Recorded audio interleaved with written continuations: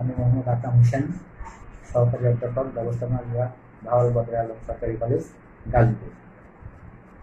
বিশ্বে কোভিড-19 এর কারণে শিক্ষা প্রতিষ্ঠান সহ সবকিছু বন্ধ থাকায় আমরা শ্রেণী কার্যক্রম পরিচালনা করতে পারছি না।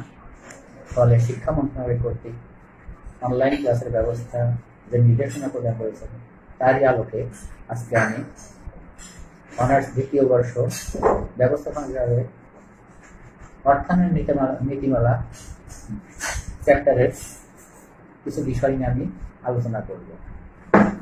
অর্থায়নের নীতিমালা। প্রিয় শিক্ষার্থীরা,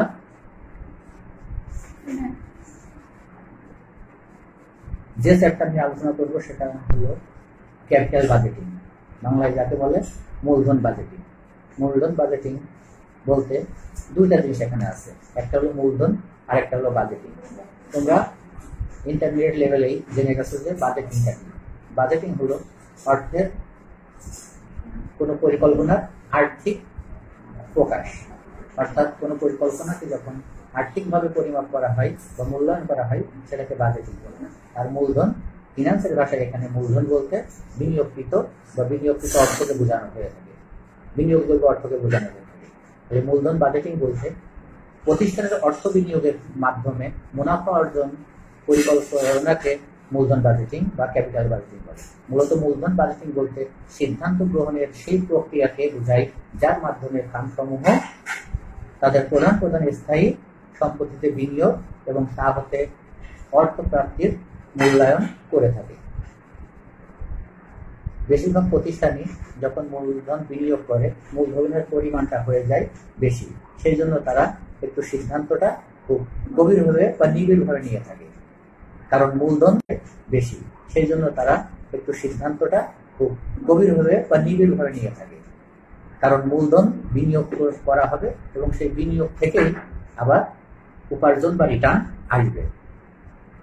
মূলধন বাজেটিং এর কয়েকটি পদ্ধতি আছে, আমরা সেই পদ্ধতি নিয়ে কথা বলবো।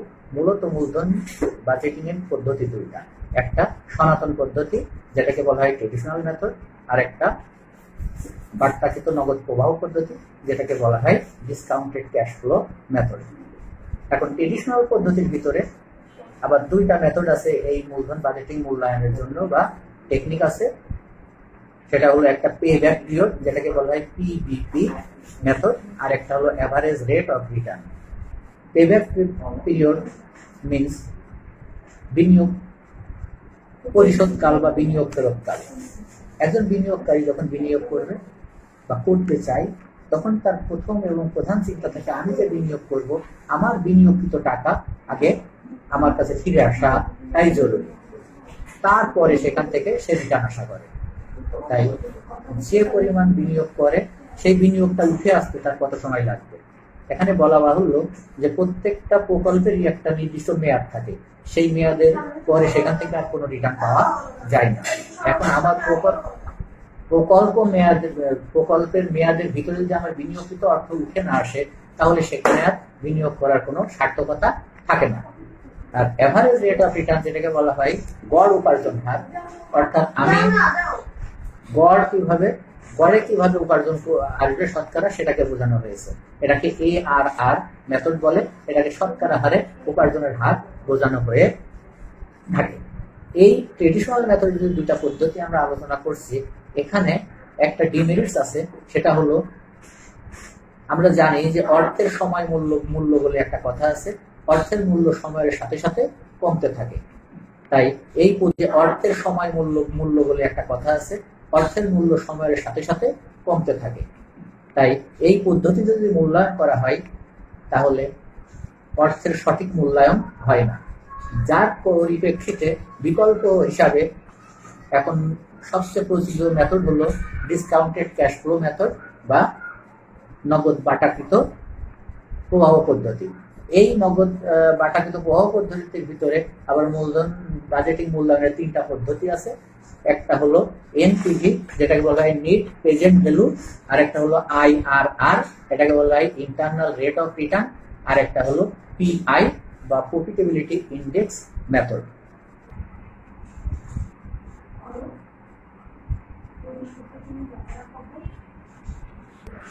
আমরা যে মেথডই অ্যাপ্লাই করি না কেন প্রকল্প মূল্যায়নের জন্য, আমরা সব সময় বা একজন বিনিয়োগকারী সব সময় চাই যে তার সেই প্রকল্প থেকে কি পরিমাণ মুনাফা রিটার্ন আসছে সেটা জানার জন্য।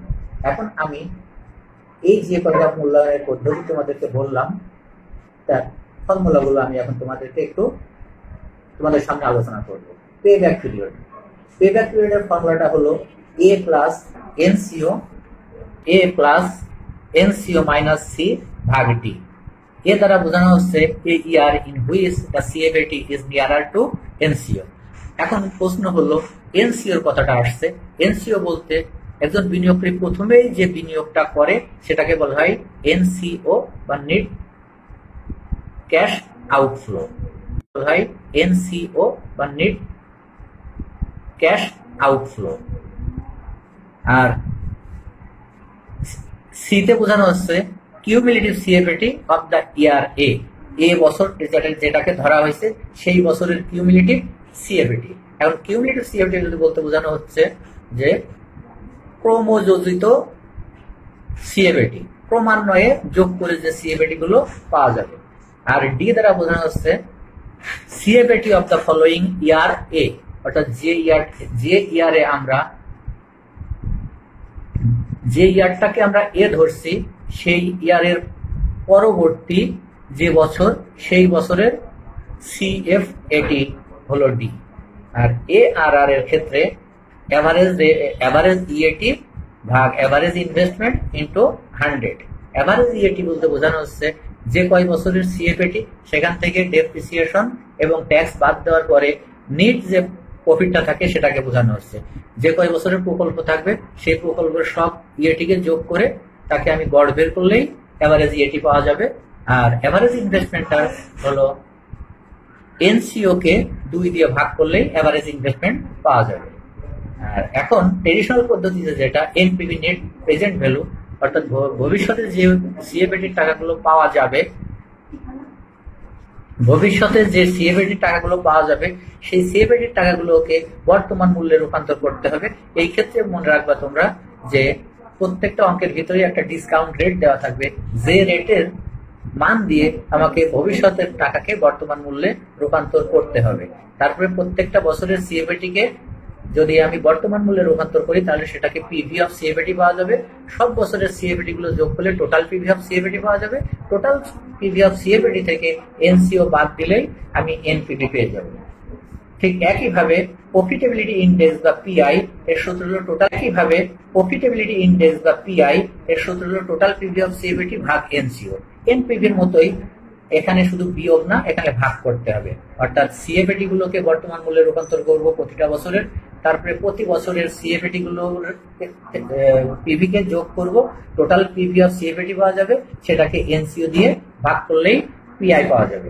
এখন কথা হলো এনপিভির ক্ষেত্রে এনপিভির মান যদি পজিটিভ হয় অর্থাৎ প্লাস হয় তাহলে সেই প্রজেক্টটা হবে হলো লাভজনক প্রজেক্ট। আর পিআই এর ক্ষেত্রে যদি মানটা পিআই এর মান 1 বা তার চেয়ে বেশি হয় অর্থাৎ 1 আর গ্রেটার দ্যান 1 তাহলে সেই প্রজেক্টটা হবে লাভজনক। আর যদি সেটা না হয় তাহলে হবে অলাভজনক বা লোকসানি প্রতিষ্ঠান। আর আইআরআর এর ক্ষেত্রে এটা হলো সবচেয়ে উত্তম পদ্ধতি ক্যাপিটাল বাজেটিং মূল্যায়নের। এ প্লাস সি ভাগ C minus D into B minus A দ্বারা এখানে বোঝানো হয়েছে লোয়ার ডিসকাউন্ট রেট, বি দ্বারা হায়ার ডিসকাউন্ট রেট, সি দ্বারা NPV of lower discount rate আর ডি দ্বারা NPV of higher discount rate. অর্থাৎ আইআরআর এর মাধ্যমে প্রকল্প মূল্যায়ন করতে গেলে আমাকে ডিসকাউন্টেড ক্যাশ ফ্লোতে যাইতে হবে, তারপরে দুইটা ডিসকাউন্ট রেট দিয়ে আমার সিএফএটি গুলোকে বর্তমান মূল্যে রূপান্তর করতে হবে, সেই দুইটা দিয়ে আবার এনপিভি বের করতে হবে, সেই এনপিভি আর সিএফএটি দিয়ে আমাকে আসলে আইআরআর বের করতে হবে। প্রিয় শিক্ষার্থীরা, আমরা আজকের মতো এতটুকুই জানলাম। আমরা আগামীতে এই চ্যাপ্টারের অঙ্কগুলো নিয়ে আলোচনা করব। সবাই ভালো থেকো, সুস্থ থেকো, এই প্রত্যাশা রইল। আল্লাহ হাফেজ।